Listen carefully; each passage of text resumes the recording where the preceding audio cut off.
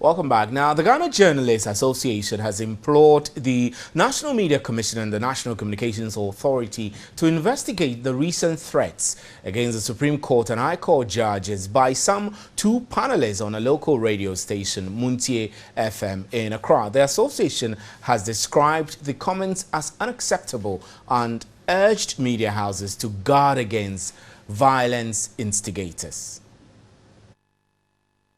The Ghana Journalists Association is the latest to condemn the comments allegedly made by the two panelists Alistair Nelson and Godwin Akogan to attack the judges if judgment on the court case involving the Electoral Commission does not go in their favor. In a release signed by the president of the Ghana Journalists Association, Dr. Afel Moni, urged the media to stick to the principles underlying the journalistic profession. He added the incident should form a fountain of lessons for other media houses who allowed their medium as conduit for instigating violence. Article 164 of the 1990 Constitution imposes national morality, public order, and national security restrictions on all of us, including the media, especially the media. So whatever we do, or whatever we say, or whatever people say on our stations or in our outlets should pass the test of national security, national morality, and public order. Dr. Afel Moni again stated the need for media houses to assess the credentials of their panelists before engaging them on critical issues. We do understand that every political contestation generates tension, but we don't want, indeed, we dare not entertain the high voltage tensions which characterized the 2008 and 2012 elections. The abnormal situation in which we find ourselves dictates that we do or operate consciously in order not to allow the tensions to exceed volcanic limits.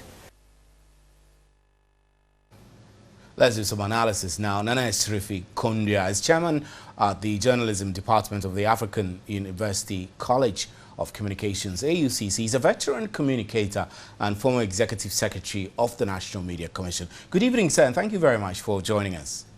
Good evening.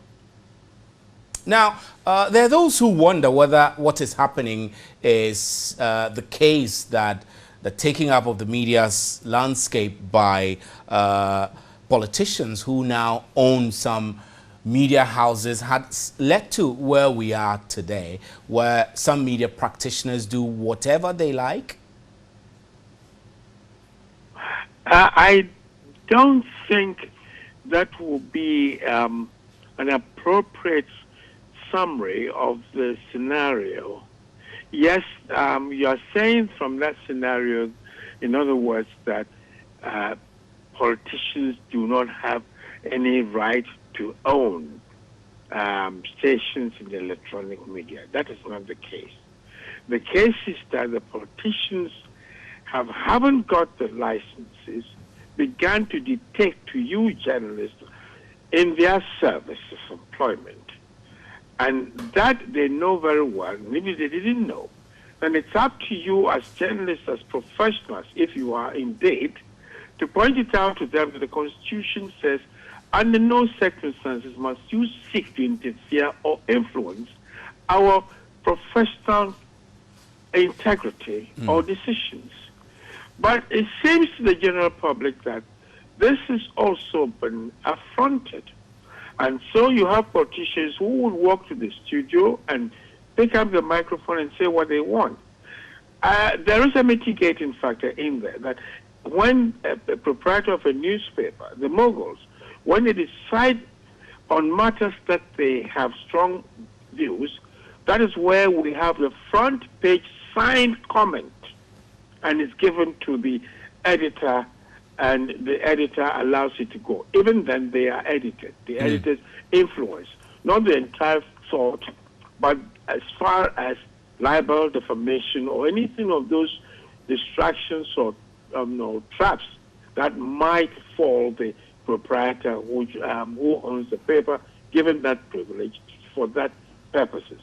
And so when you extend it to the electronic media, it's the same, but they differ with respect to the editors or the people who are journalists at their studios or in their institutions, the radio station or television stations. In this country, we have sort of overlooked it. Though we have cocooned ourselves in constitutionalism, yet we overlook these things. And that is where the public then begin to suspect you who are employed, that you are A, behaving like practicing stomach journalism, B, which means you don't have integrity with respect. I regret that very much and I repudiate it. It is not so. But C, the circumstances are such that it's very difficult for your kind to find jobs elsewhere. And therefore, you are caught in a very bad trap. The people who could have done that to exit you out of this trap is the GJA, and they are a failure. Others will say the Media Commission is a toothless bulldog. Exactly. I repudiate it. It is not so. The truth of the matter is that we all began to enjoy this franchise of freedom, right, with the pretense that there would not be these infractions. The rule did not envision that this will happen. And you have given that carte blanche to politicians who are now doing that. What happens to the journalist, whether he's professionally trained or he's not trained? What happens to him or her? She's got to live her life or his life. And this is the situation. So I think that it behoves all of us as a Ghanaian society, as a people, right, to tell the people who are engaged in this and bringing the profession into disrepute and demanding now, there's a consensus growing rapidly today that the media shall be regulated. I'm for it. But we've got to think very soberly in how we do it. Otherwise, we would have overdone it, would have killed, a small fly with a sledgehammer. Yes, and that would have been very bad. Right. So it's up to you who see the danger to begin to tell the others. They are very small people, very small minority in the electronic media and the print who are causing this. We know them. We all know them. Tell them, please. Right.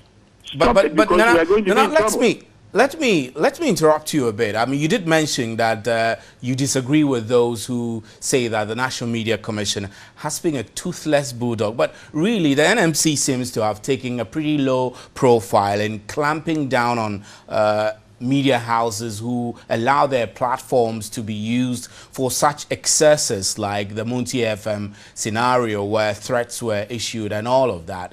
In this instance, what would you say the Media Commission should be doing or seeking to do? The Media Commission is a national institution.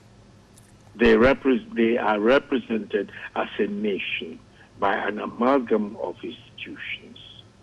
What the amalgam of institutions should do is to tell their representatives that you are failing in your responsibility. What's the responsibility? The Constitution empowers the Media Commission to take, quote, all steps, unquote.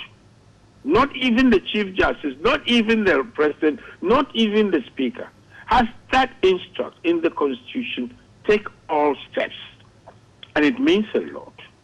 So it's not a case of, not having teeth, which people have argued. They do have enough. And between them and the NCA, National Communications Authority, they have enough within the ambit of their mandates. Simply plug them out.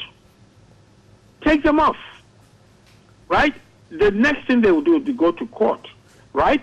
By that time then, the court gets the matter on trial. Right. At least the nation would have had its peace. And sober influences would have begun to talk to these people. Right. Nana Syofi-Kondia, we're grateful for your time. Thanks very much. Thank you. Professor Nana Syofi-Kondia is the chairman of the Journalism Department of the Africa Center for University College of Communications, AUCC.